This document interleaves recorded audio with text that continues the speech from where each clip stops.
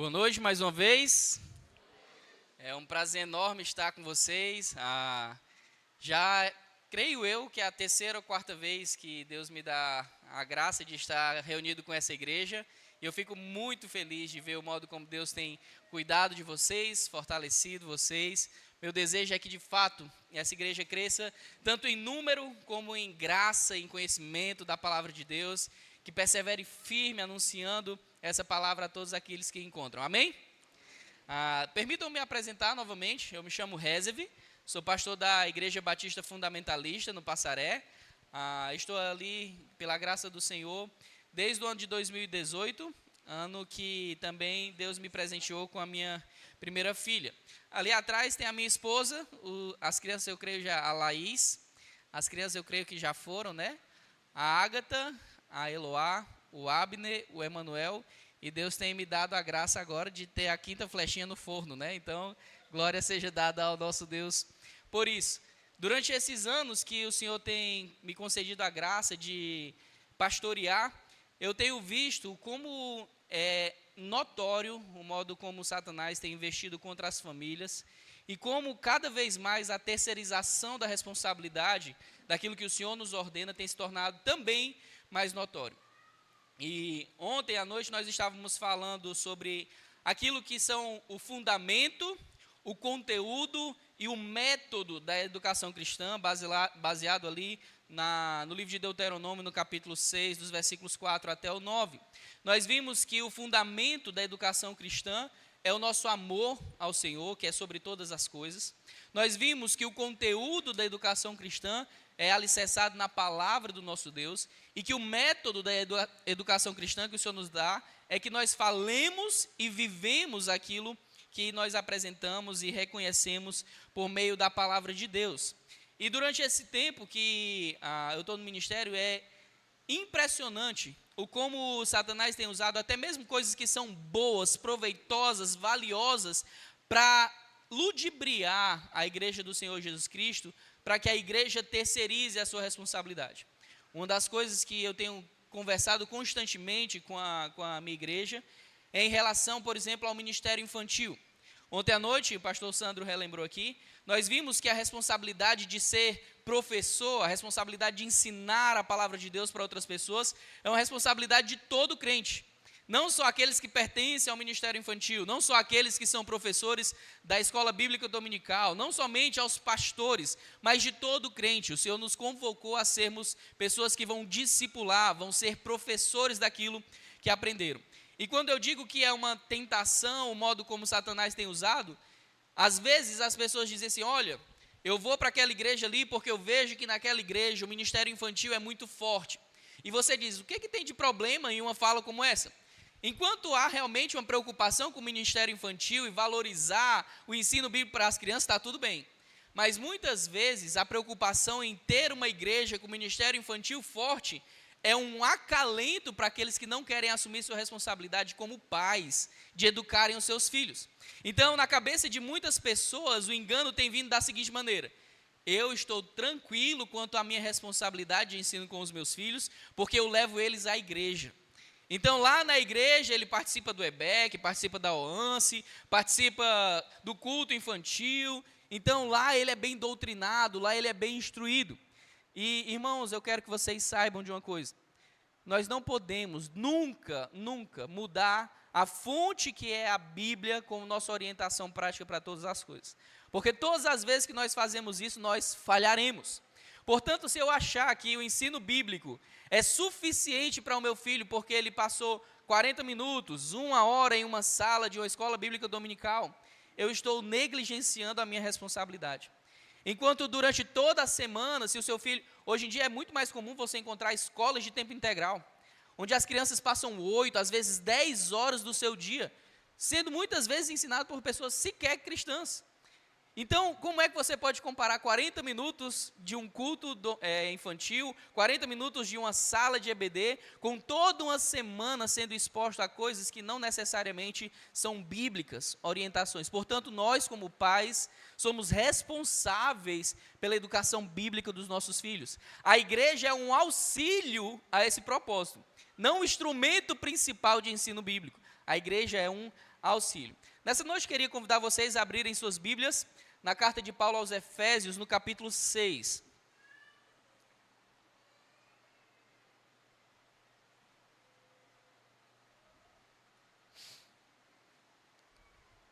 Carta de Paulo aos Efésios, capítulo 6, versículos de 1 a 4.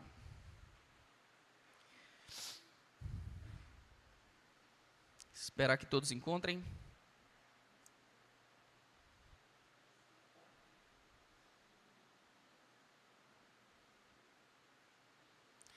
Amém? Diz assim a palavra do Senhor: Vós, filhos, sede obedientes a vossos pais no Senhor, porque isto é justo. Honra teu pai e tua mãe, que é o primeiro mandamento com promessa, para que te vá bem e vivas muito tempo sobre a terra. E vós, pais, não provoqueis a ira a vossos filhos, mas criai-os na doutrina e admoestação do Senhor. Vamos orar. Senhor Deus, amado Pai, colocamos diante de Ti, Senhor, as nossas vidas. Nós queremos ser não somente ouvintes da Tua palavra, mas praticantes da Tua palavra. Senhor, nos ajuda a lembrarmos que essa vida aqui passa rápido, que um dia nós prestaremos contas a Ti do modo como nós vivemos. E no que tange a nossa responsabilidade de ensino, eu quero, Senhor, que o Senhor nos auxilie a vivermos uma vida intencional, de anunciar a Tua palavra, de viver a Tua palavra, para que no final de tudo isso, o Senhor receba a glória devida ao Teu nome. Em nome de Jesus, amém. Se ontem à noite nós falamos sobre o fundamento, o conteúdo e o método da educação cristã, hoje nós vamos ver a consequência de viver desta maneira. Quais são os benefícios de nós sermos pessoas que estão de fato amando a Deus sobre todas as coisas? Os benefícios de fato de termos a palavra de Deus como a nossa regra de fé e prática. O benefício de, durante toda a nossa caminhada diária, utilizar as oportunidades para falar do Senhor. Sentando, levantando, dormindo, acordando, em todo o tempo, caminhando pelo caminho. Quais são os benefícios disso? Antes de nos debruçarmos propriamente nesses 4 versículos que nós vamos meditar nessa noite, eu queria que você voltasse um pouquinho aí no capítulo 5 e no versículo 18, e vamos olhar o que a palavra de Deus diz.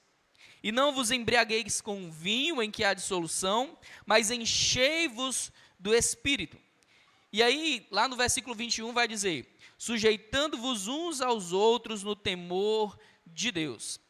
Quando nós olhamos para a carta de Paulo aos Efésios, eu tinha comentado um pouco ontem à noite, o apóstolo Paulo, na primeira metade da carta, ele vai reforçar na mente dos irmãos de Éfeso qual era a identidade deles, quem eles eram em Cristo. Nós vemos que logo no primeiro capítulo, naquilo que é conhecida pela doxologia de Efésios capítulo 1, o apóstolo Paulo vai explicar que nós somos eleitos pelo Pai, nós somos redimidos pelo Filho e que nós somos selados pelo Espírito. E sabermos disso, da nossa identidade em Deus, nos faz termos uma postura diferente. Ontem nós vimos em Deuteronômio 6 que o Senhor chama a atenção de Israel para que eles estivessem atentos à sua palavra e que essa palavra de fato preenchesse todo o seu coração. Eles fossem cheios da palavra de Deus. E somente quem pode ser cheio de fato da palavra de Deus é aquele que está cheio do Espírito Santo de Deus.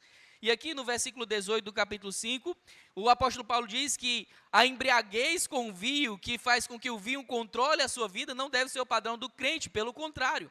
O modo como nós devemos estar cheios não é daquilo que vai nos tirar o controle para fazer dissolução, para fazer coisa errada, mas sim aquilo que vai ser controlado pelo Senhor, pelo Espírito Santo de Deus, para nos fazer viver uma vida que lhe agrada.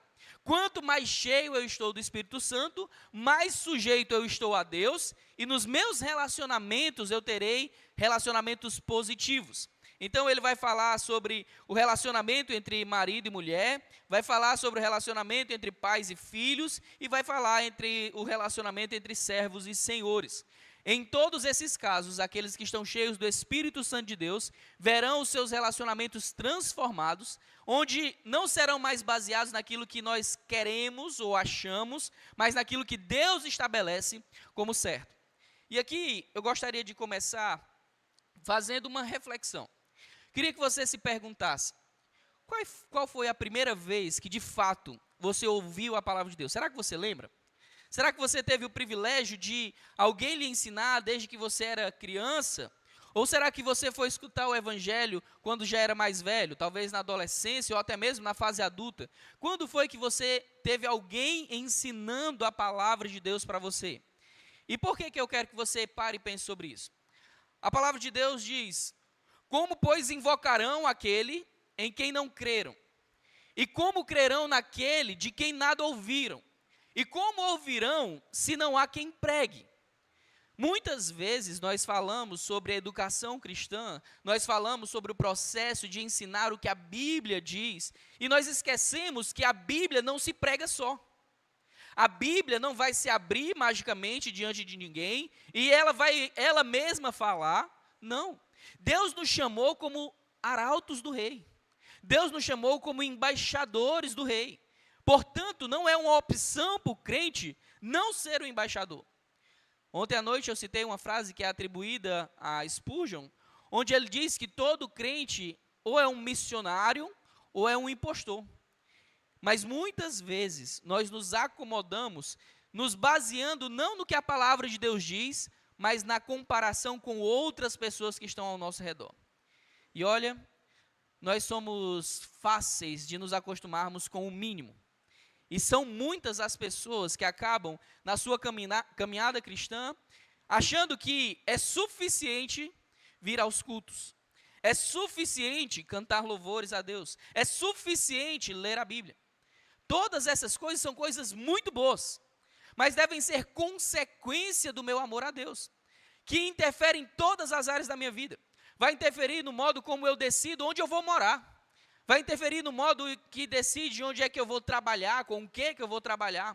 Vai interferir no modo como eu vou me relacionar com as pessoas ao meu redor. E se eu não entender que quanto antes eu for exposto à palavra, isso me beneficiará, se eu não entender isso, eu também não levarei isso para outras pessoas. Se nós não entendermos que é um privilégio para uma criança ouvir a palavra de Deus desde a mais tenra idade, nós falharemos no processo de intencionalidade de ensinar a palavra de Deus para essa criança. Uma das histórias bíblicas que mais me impacta nesse sentido, sobre a importância de educar biblicamente os filhos, aproveitar todo o tempo que você tem com eles para ensinar, é a história de Moisés. Todos sabem que Moisés, muito provavelmente, se fosse cumprido a lei como se esperava que fosse no tempo dele, ele não estaria vivo. Pela providência de Deus, ele é resgatado. Pela providência de Deus, a sua própria mãe cuida dele nos primeiros anos de vida. E é muito interessante quando você vai lá para o livro, a carta aos Hebreus, e lá você escuta que Moisés, quando chegou na sua fase adulta, ele preferiu estar com aqueles que iriam sofrer, porque ele sabia qual é a consequência, qual era o caminho, quem era o Deus verdadeiro. Mas o que muitas vezes as pessoas leem aquele texto e não param para pensar, quando foi que Moisés aprendeu isso? Não foi no palácio de Faraó que Moisés aprendeu isso. Foi quando Joquebede teve a oportunidade de cuidar dele. E quanto tempo Joquebede passou com ele? Pouquíssimo tempo. Joquebede aproveitou o pouco tempo, nós não sabemos exatamente quantos anos foram, mas ela aproveitou para ensinar a palavra de Deus para o seu filho, ensinar quem era o Deus a quem eles serviam, apresentando a ele, mesmo ele sendo pequenininho. E justamente por conta daquela palavra que foi semeada no coração de Moisés, quando ele se tornou adulto, aquela palavra não estava distante da sua mente, não estava distante do seu coração, e levou ele a tomar decisões assertivas em relação ao Senhor. Portanto, a consequência de nós termos uma vida pautada no amor por Deus, uma vida pautada na obediência à palavra, uma vida pautada em fazer aquilo que é a vontade de Deus, que é anunciar a sua palavra em todo o tempo, resultará em benefício para os nossos filhos. Portanto, os filhos devem começar escutando o que está dizendo no versículo 1 do capítulo 6. Vós, filhos, sede obedientes aos vossos pais no Senhor, porque isso é justo. Honra teu pai e a tua mãe, que é o primeiro mandamento com promessa, para que te vá bem e vivas muito tempo sobre a terra. Se tem uma coisa que todos nós somos, é filhos. E nós deveríamos relembrar muitas das coisas que os nossos pais falam.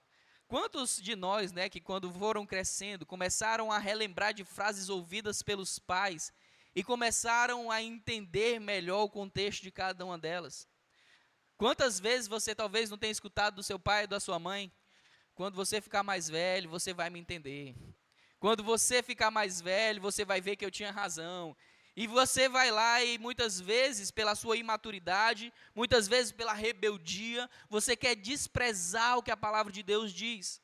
Mas quando nós pensamos em educar biblicamente, de maneira verdadeiramente cristã a outra pessoa, nós devemos entender que o processo de ensino começa com o processo de aprendizado. Nós vamos ensinar aquilo que nós sabemos. Nós não devemos ensinar aquilo que nós não sabemos. E esse tem sido um dos grandes males de muitas igrejas por aí. Pessoas ensinando aquilo que não sabem. Às vezes é na melhor das intenções. Eu não sei quantos de vocês já conviveram ou participaram em ambientes relacionados a movimentos como MDA, G12, M12. E aí, esses movimentos têm uma premissa de que não, nós queremos que a palavra alcance o máximo de pessoas possíveis. E sabendo disso, nós queremos multiplicar os discípulos do Senhor. E aí, o que acontece? Muitos são os campos multiplicados, mas poucas são as pessoas verdadeiramente qualificadas para anunciar a palavra. Irmãos, entenda uma coisa. Quando nós somos humildes para aprender a palavra de Deus, quando nós nos limitamos a ensinar aquilo que de fato já compreendemos da palavra, nós seremos úteis para as pessoas que nos cercam.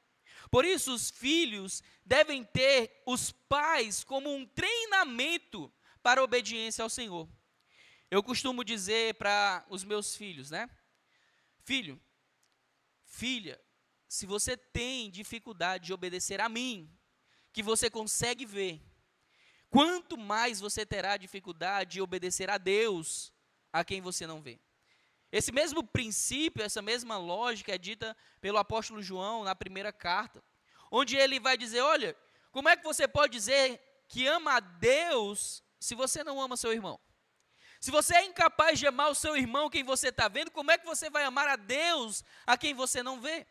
Portanto, quando nós falamos sobre os filhos obedecerem os pais, os filhos estão recebendo a oportunidade de terem o treinamento prático do que é ser obediente. Os filhos vão obedecer àqueles a quem veem, para que eles aprendam a obedecer àquele a quem eles não veem.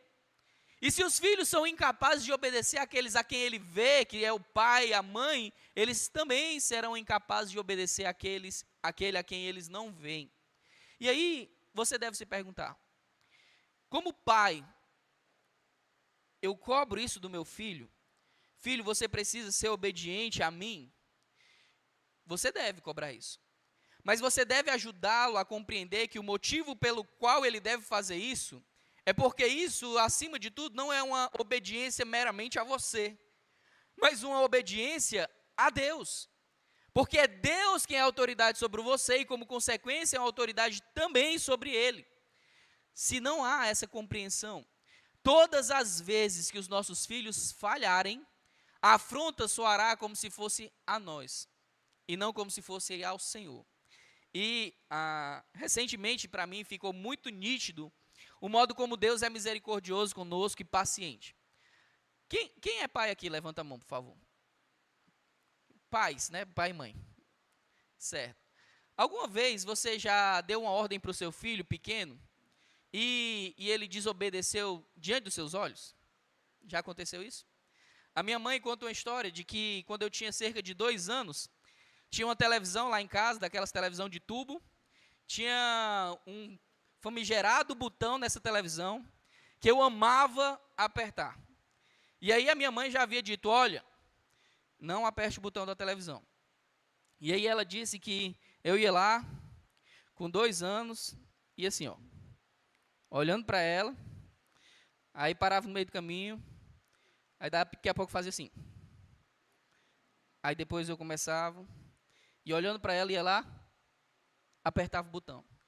Qual é o sentimento que a gente tem quando os nossos filhos fazem isso? Afronta. Os nossos filhos estão nos afrontando. E meu amigo, quando o seu filho te afronta, você fica, rapaz, mas um pivete desse eu não acredito não. Como é que pode? Na minha cara. Tem um problema com isso.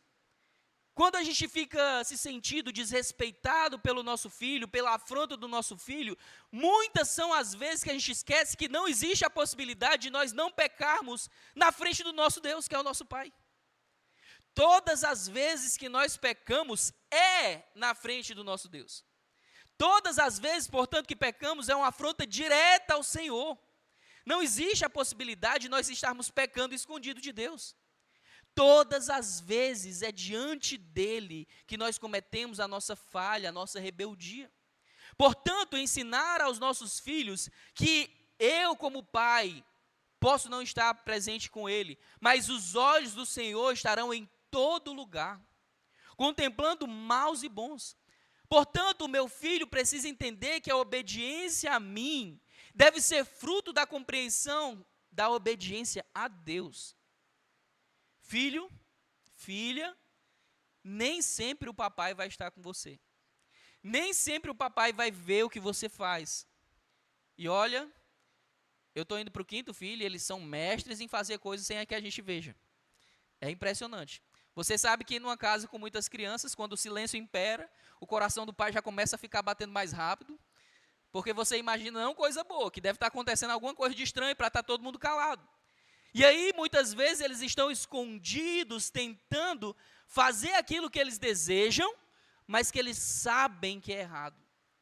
Portanto, quando você vai instruir os seus filhos para que eles lhe obedeçam, dar a educação que de fato vai promover temor ao Senhor, você precisa lembrá-lo. Filho, o papai pode chegar a não ver, mas não existe a possibilidade de você pecar sem que Deus não veja. Filho, a consequência de desobedecer ao seu pai, provavelmente é levar uma lapada na sua bunda. Vai pegar a palmatória, vai levar a peia. Agora, a consequência de desobedecer a Deus é a morte. Morte essa que não é dolorida apenas por alguns minutinhos. Morte essa que é a separação eterna do nosso Deus. Todo tempo nós devemos deixar claro aos nossos filhos que o alvo da obediência, do ensino da obediência, não somos nós. O alvo pelo qual nós ensinamos os nossos filhos a obedecer é para que eles aprendam a obedecer a Deus acima de qualquer outra coisa. Irmãos, é bem verdade que por diversas vezes nós falhamos nesse processo. Nós falhamos em ensinar os nossos filhos a amarem a Deus sobre todas as coisas, a colocar o princípio da sua vida como ela sendo existente com o propósito de glorificar a Deus e não glória para si mesmo. Por isso, quando nós vamos ensinar para os filhos, filhos, sede obediente aos vossos pais, porque isto é justo, nós devemos lembrar que nós também somos filhos. Somos filhos do Deus que tudo vê. Filhos de um Deus que está preocupado não somente com aquilo que é o nosso ato exterior, mas aquilo que está dentro também do nosso coração. Uma das coisas que foi mais chocante no ministério terreno do Senhor Jesus foi o modo como os fariseus ficavam impressionados por ver que o Senhor subia o sarrafo todas as vezes que eles achavam que tinham interpretado corretamente a lei. Então, os fariseus achavam que eles eram justos, porque eles diziam assim, olha, eu não sou um adúltero, eu nunca me deitei com outra mulher. Aí o Senhor Jesus vai lá e diz para eles, olha, se você olhou para uma mulher, desejou ela no seu coração, você já adulterou. Não, eu não sou assassino. E aí Jesus dizia, olha, você já odiou seu irmão, você já assassinou seu irmão. E todas as vezes o Senhor Jesus ia mostrando que Deus não está preocupado somente com aquilo que é externo, aquilo que todos podem ver. Deus está vendo aquilo que é interior. Irmãos, se nós não ajudarmos os nossos filhos, trabalhando o coração deles, pastoreando o coração deles, acreditem, você poderá criar uma criança extremamente comportada, extremamente dócil, uma criança extremamente cortês, educada, mas ainda assim rebelde ao Senhor. Um exemplo que eu costumo dar é, quando você vê aqueles exemplos, aquelas filmagens da realeza, seja a realeza britânica, a realeza lá da Espanha ou de outros países, e você vai ver as crianças da realeza, rapaz, é impressionante. As crianças seguindo corretamente o protocolo da realeza, caminhando tudo aquilo ali da maneira como são ensinados dia após dia. Seguir protocolos externos, sem nos preocuparmos com o protocolo interno da nossa obediência ao Senhor no nosso coração, resultará em pessoas que são apenas casca. Lembra do que Jesus falou para os fariseus? São como sepulcros caiados. Por fora está tudo certo, está tudo bem limpinho por fora, mas por dentro é podridão, é rapina.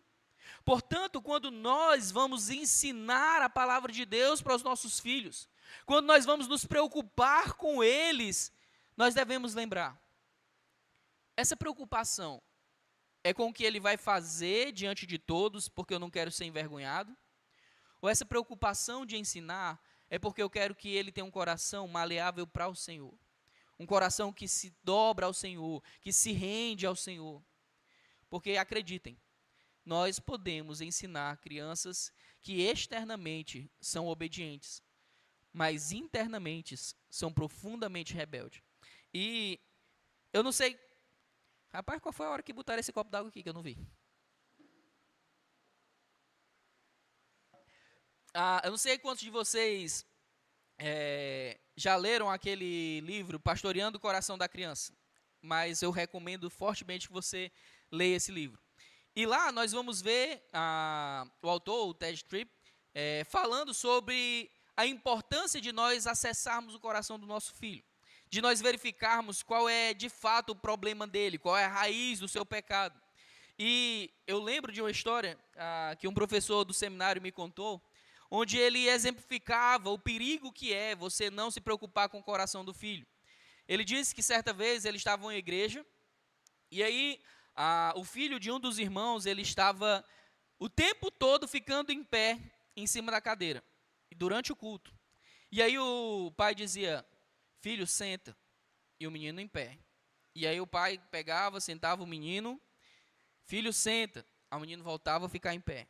E isso sucessivas vezes. O pai sentava a criança voltava a ficar em pé. O pai sentava a criança voltava a ficar em pé. Em dado momento, o pai se retira do local de culto, vai até o banheiro da igreja, disciplina o seu filho e retorna com ele. Coloca o seu filho na cadeira e diz, fica sentado. E o filho, eu estou sentado, mas por dentro eu estou em pé. Parece engraçado. E quando você escuta, às vezes você fica até sem reação de ver uma criança falando isso. Mas isso demonstra o que sobre essa criança? Que todos nascemos pecadores, rebeldes ao Senhor. E é fato que os nossos filhos podem nos obedecer quando nós dizemos sentam.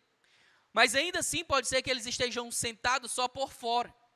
E que de fato por dentro eles estejam em pé, afrontando a sua ordem, refletindo a sua pecaminosidade, a sua rebeldia contra o Senhor. Portanto, os nossos filhos precisam entender que honra, obediência, glorificam a Deus e também são benéficos para a vida deles aqui. No versículo 2 do capítulo 6, ele diz, honra o teu pai e tua mãe, que é o primeiro mandamento com promessa, para que te vá bem e vivas muito tempo sobre a terra. O padrão, aquilo que é o normal, aquilo que é o ordinário, é que filhos que ouvem a instrução dos seus pais tenham êxito em todas as coisas que vão fazer. Honra a pai e mãe não é somente um benefício teórico, mas também um benefício prático. Os filhos que compreendem que os seus pais são um instrumento de Deus para ensiná-los, para cuidar deles, para corrigi-los, esses filhos serão beneficiados. Sabendo disso, nós, que somos os pais, devemos analisar nossa própria vida, no nosso relacionamento com o nosso Pai Celestial e pensar, será que de fato eu tenho honrado meu Pai? Será que de fato eu tenho me preocupado em fazer aquilo que é a vontade dEle? Será que os meus planos são feitos, são traçados, me preocupando com aquilo que é o plano dele? Ou será que eu tenho vivido uma vida à parte? Ontem nós vimos lá em Deuteronômio capítulo 6, que esse chamado à escuta que Deus faz para o povo de Israel, ele começa dizendo: o Senhor, vosso Deus, é o único Senhor, o verdadeiro Deus. Ontem eu falei com alguns irmãos que estavam aqui, nós devemos refletir, será que de fato o Deus a quem nós temos servido é o Deus bíblico?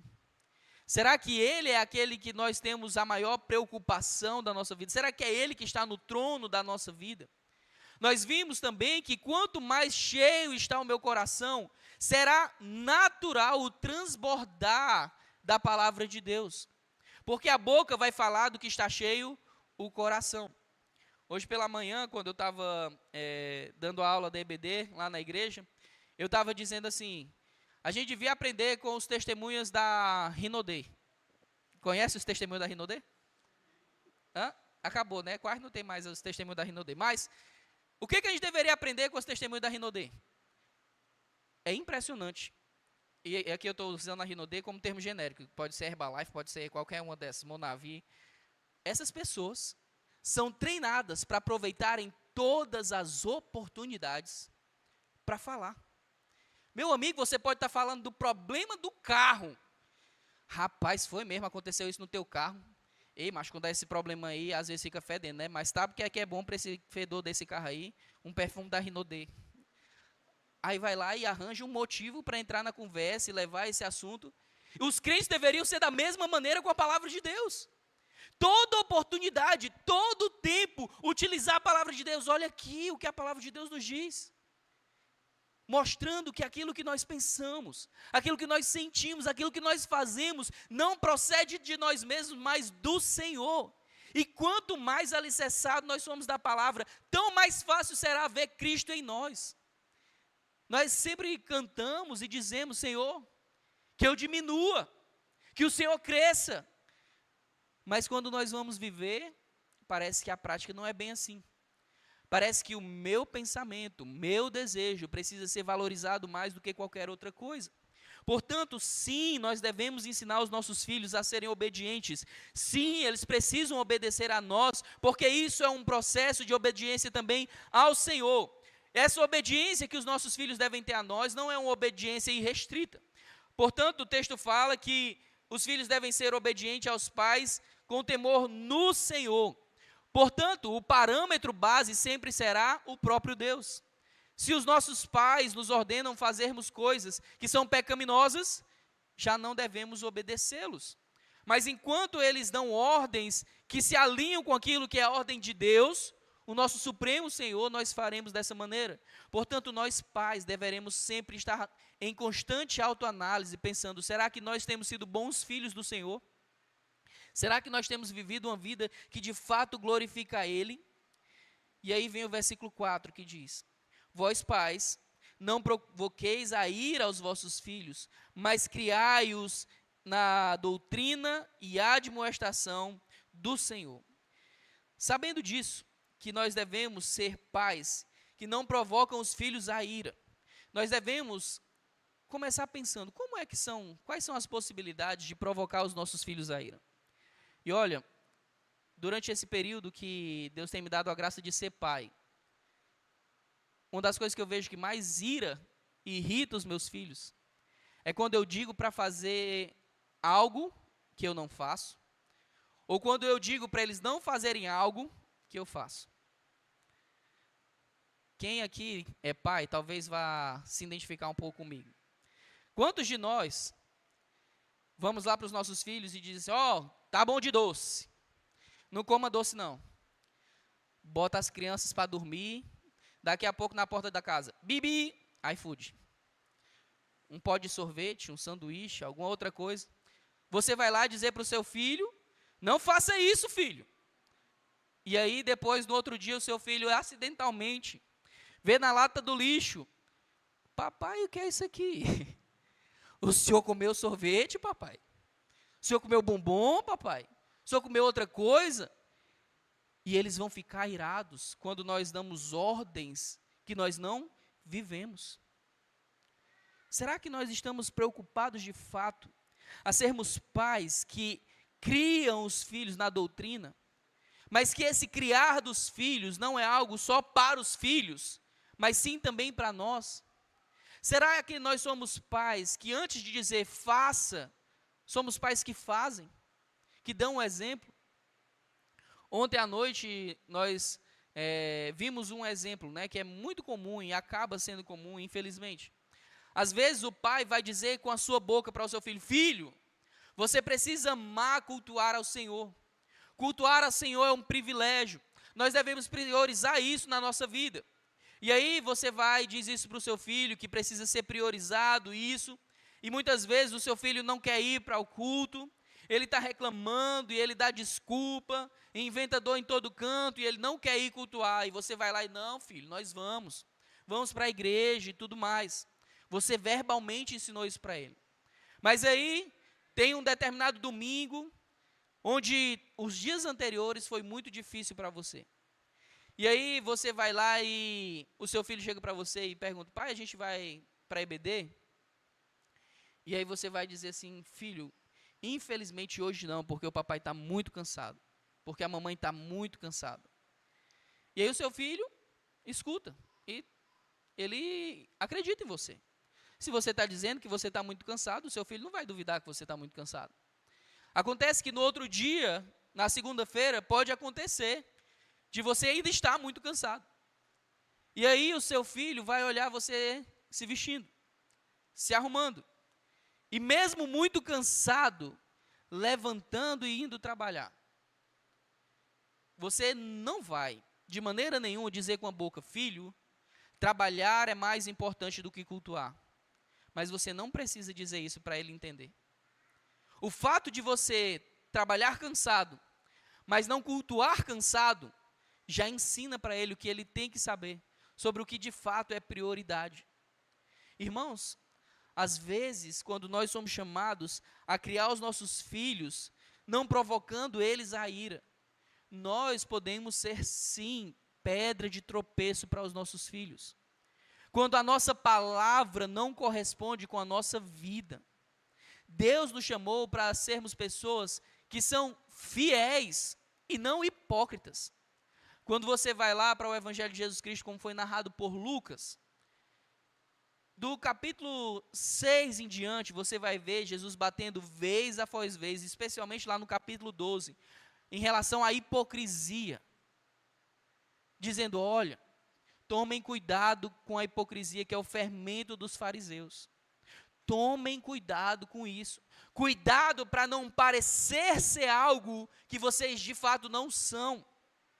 Deus não quer que nós sejamos pessoas que vão ensinar coisas apenas na teoria. Deus quer que nós vivamos aquilo que nós de fato estamos falando. Quando nós olhamos para o Sermão do Monte, Jesus, depois de fazer o seu discurso, ele diz: olha, aquele que ouve esta palavra e pratica, eu vou compará-lo a um homem sábio, que cavou profundamente até encontrar o leito rochoso e edificou a sua casa sobre o firme fundamento, sobre a rocha. Aqueles que ouviram o sermão do Senhor Jesus, as bem-aventuranças, mas somente ouviram, serão comparados ao tolo que não tem alicerce, que edifica a sua casa sobre a areia. Quando nós somos chamados pelo Senhor a sermos de fato os professores, discipuladores dos nossos filhos, de outras crianças, de outras pessoas, nós devemos lembrar que não adianta nós sermos professores somente teóricos. Deus nos chamou para viver aquilo que nós ensinamos. E é impressionante, né? Quando Jesus estava no seu ministério, as pessoas ouviam e ficavam admirados porque eles diziam: ele ensina como quem tem autoridade. E de maneira geral, a autoridade era dada por aquele que não somente repetia o discurso de outro, mas aquele que era o instrutor e que era a fonte do modo que os seus discípulos deveriam proceder. Jesus era assim. Portanto, nós devemos ser desta maneira. Então, o modo como Deus quer que nós façamos é que nós criemos os nossos filhos na doutrina e admoestação no Senhor. Então, sim, primeiro você vai dizer para o seu filho como ele deve fazer. E lembre-se, como é que se dava o processo de treinamento do Senhor Jesus Cristo com seus discípulos, com seus apóstolos? Ele primeiro fazia, e eles olhavam. Depois, eles faziam, enquanto Jesus olhava. Depois era que o Senhor autorizava eles para fazer, sem a sua supervisão. Nós devemos fazer da mesma maneira com os nossos filhos. Nós devemos doutrinar biblicamente os nossos filhos. E aqui eu quero que você reflita em mais uma coisa. Se você morresse hoje e fosse prestar contas diante do Senhor, no que depende de você, quanto de Deus o seu filho conheceria por seu intermédio? Quanto? Quanto tempo você tem dedicado a isso? De ensiná-lo sobre quem Deus é, sobre qual é o propósito da nossa vida, por que nós existimos. Irmãos, você pode falhar na doutrinação do seu filho, à luz da Bíblia. Mas deixa eu te falar uma coisa. Satanás não falha. Ele não falha. Você pode esmorecer no ensino do que é correto para o seu filho. Mas aquilo que é errado continuará sendo ensinado. E olha, quem tem filho sabe que você nem precisa ensinar o errado. Ele já vem de fábrica com erro, é o que a palavra de Deus diz. Às vezes acontece de alguém chegar para mim e dizer assim: não, pastor, o senhor acredita em umas coisas que é meio loucura. Como é que o senhor pode acreditar que uma criancinha dessa tem pecado? Eu sempre digo, olha, primeiro eu acredito porque a Bíblia diz. Segundo, eu acredito porque eu convivo com os meus filhos. E é impressionante, você pode pegar um bebezinho que nem sabe andar, dá um brinquedo na mão dele que ele não quer, ele joga o brinquedo lá, acolá. Aí tu pega esse mesmo brinquedo na mão de outra criancinha, de repente, magicamente, aquela criança que não tinha o menor interesse naquele brinquedo, parte para cima do outro, engateando em alta velocidade, em tempo de capotar, e aí ele chega no outro bebê, e ele pega o brinquedo, e daqui a pouco ele está disputando, irado, o brinquedo que ele não queria. Coincidência? Não. Fruto da natureza pecaminosa. Quantas são as vezes que o seu filho vai lá, enquanto você está alimentando ele com todo o amor e carinho, dando comidinha na boca, ele senta-lhe a mãozada na colher e voa comida para todo lado. Coincidência? Não! Nós somos naturalmente pecadores, inclinados para o mal. Portanto, irmãos, ainda que você isolasse o seu filho de todo mundo, ainda assim ele teria contato com o mal, porque o mal está dentro dele.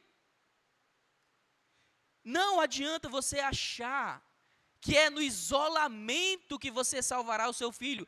Quem salva o seu filho é o Senhor Jesus Cristo. Ele é o caminho, Ele é a verdade, Ele é a vida. Ninguém pode ir ao Pai a não ser por Ele. Portanto, se eu quero educar biblicamente os meus filhos, de fato, tem que ser biblicamente, por meio da palavra de Deus, explicando: meu filho, você deve fazer isso porque a palavra diz aquilo.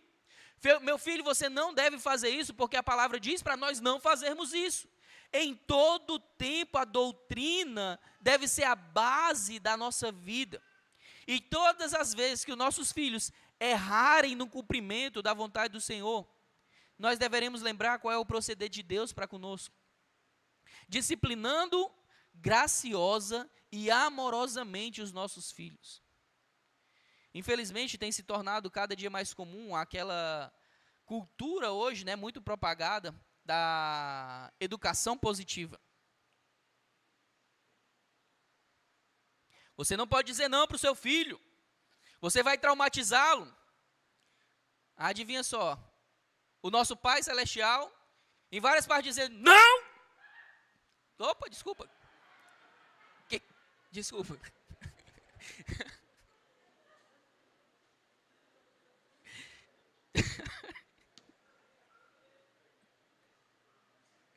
Eu tenho que parar com essas coisas. Desculpa. Deus vai dizer não.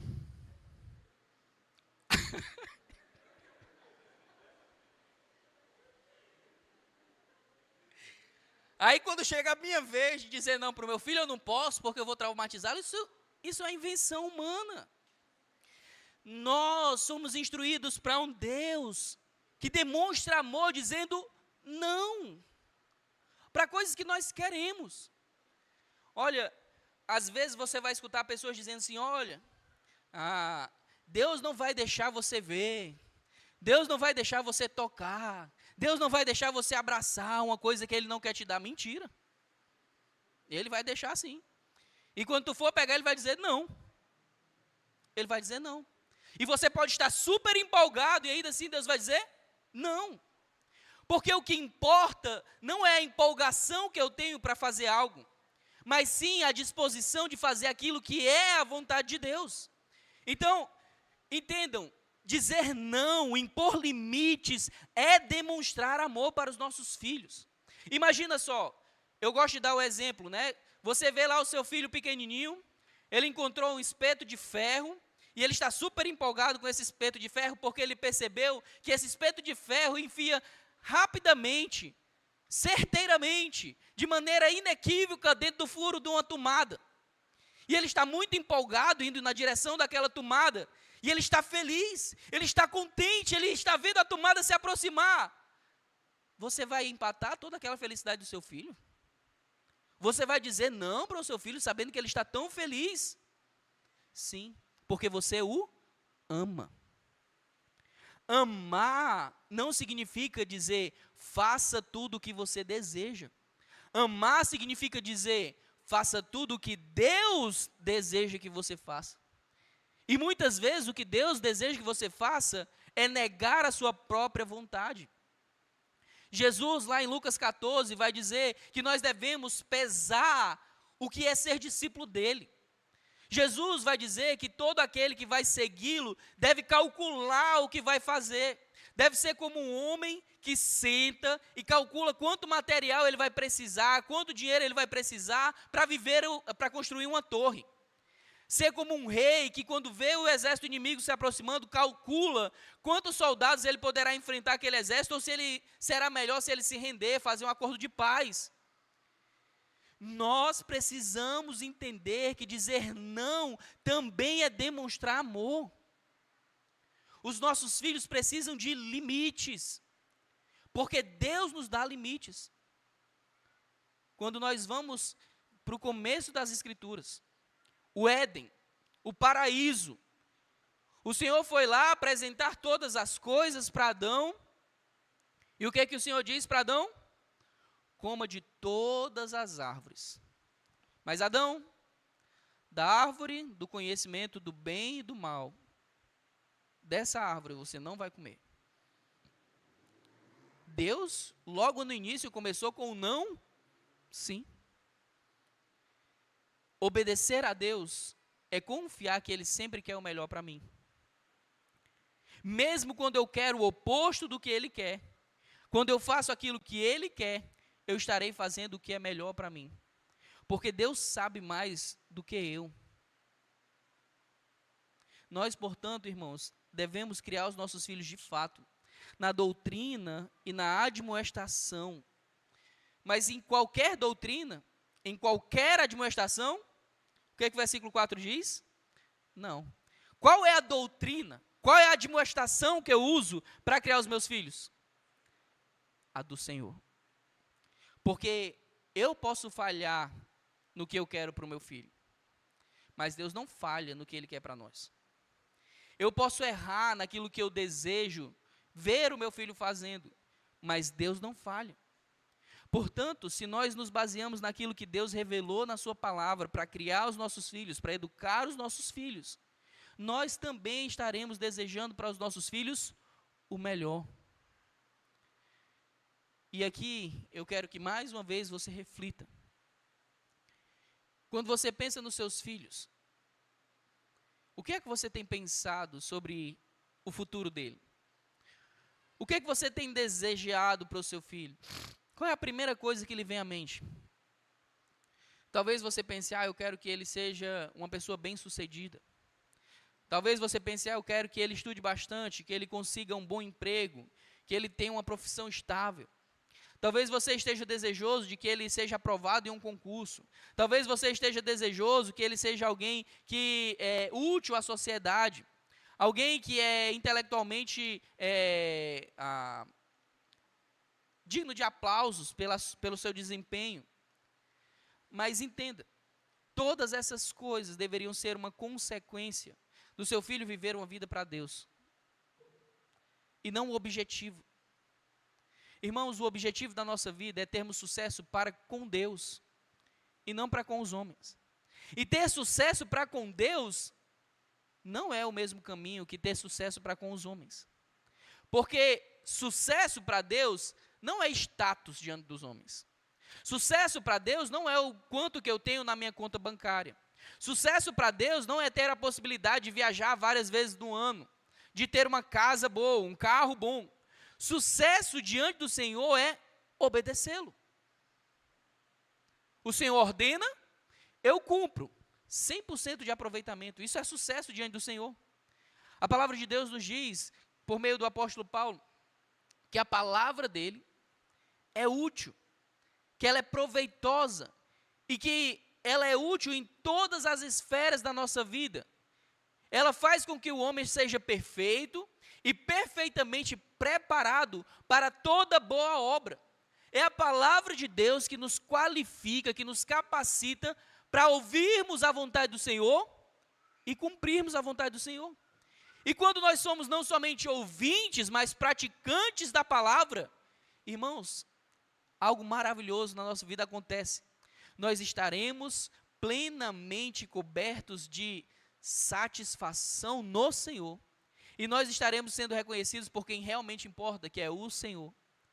E a palavra de Deus até nos alerta, que quando nós queremos viver piedosamente, nós sofreremos perseguição.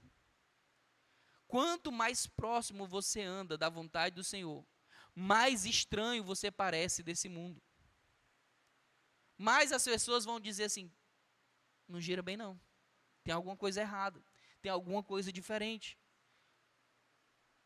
Eu vi uma ilustração de um professor meu do seminário uma vez, que ele disse que a nossa vida é como se fosse a vida de um concertista, que treinou a vida inteira para um evento especial, onde ele tocaria uma música, faria uma apresentação, e que todas as pessoas que passaram pela sua vida foram convidadas.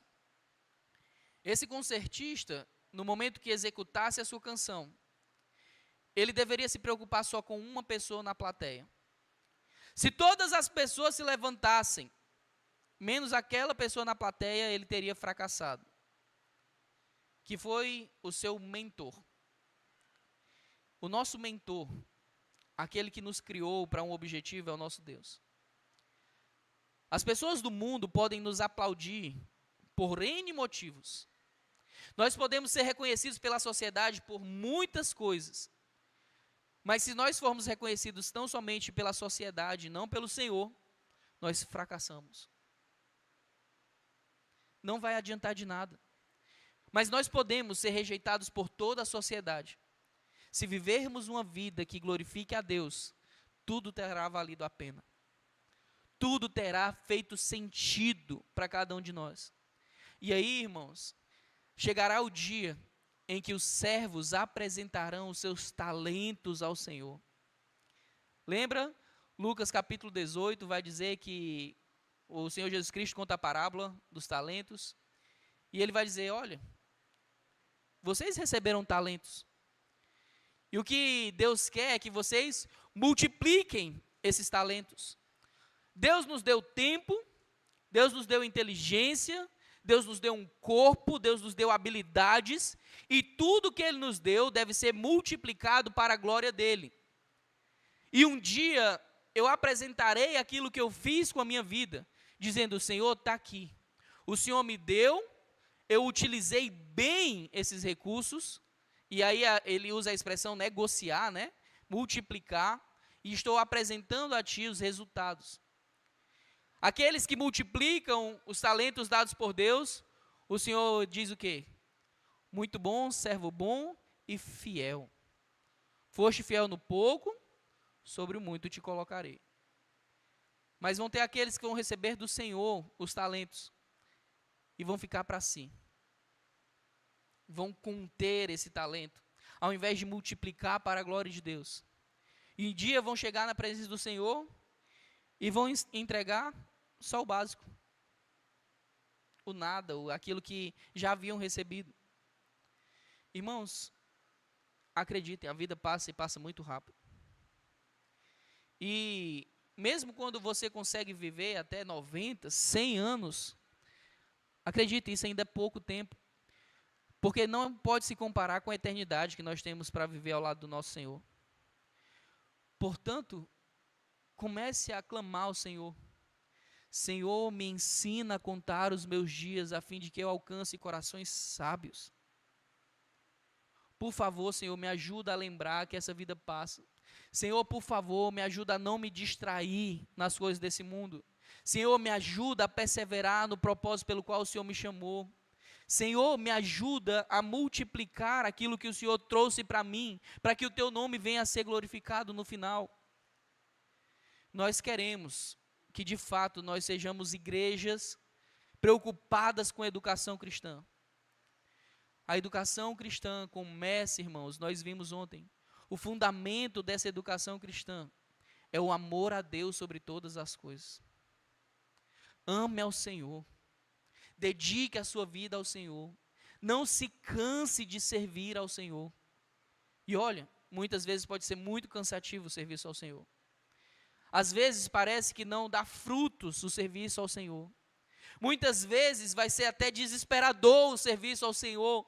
Mas nada fará tanto sentido na sua vida quanto viver para o Senhor. Portanto, ame a Deus. Ouça atentamente a Deus, reflita sobre o que Deus quer, e no final de tudo lembre-se, a sua vida não é mais sua, a sua vida pertence a Jesus. Lembre-se disso. Deus te deu a vida para que nós vivamos, para que você viva a vida dele. Ele morreu a nossa morte para que nós possamos viver a sua vida. Nós até cantamos isso. O apóstolo Paulo diz, né? Não sou mais eu quem vivo, mas Cristo vive em mim. Que nós possamos dizer a mesma coisa. Que nós possamos ser pais, mães, professores, que primeiro são filhos obedientes ao Pai Celeste. E que depois estão dispostos a doutrinar biblicamente, a admoestar no Senhor aqueles que estão sobre a sua tutela. Para que no final de tudo, Deus receba a glória devida ao seu nome. Amém? Senhor, nós louvamos o teu nome, porque só o Senhor é digno de toda honra e toda glória. Eu quero colocar diante de ti, cada um dos membros dessa igreja, ó Pai. Eu clamo, Senhor, que o Senhor nos auxilie a olharmos para a eternidade, a lembrarmos que o motivo da nossa existência é a glorificação do teu nome. Senhor, nos ajuda a lembrarmos que essa vida passa e passa rápido. E que um dia prestaremos conta de como nós vivemos para Ti. Nos perdoa, Senhor, porque muitas vezes nós nos distraímos. Nós tiramos o foco daquilo que é eterno e colocamos o foco naquilo que é temporário. Senhor, endireita as nossas veredas. Por favor, Pai, nós te pedimos isso, para que a nossa vida seja uma vida de bom testemunho, e que esse bom testemunho redunde em glória para o teu nome. Em nome de Jesus. Amém.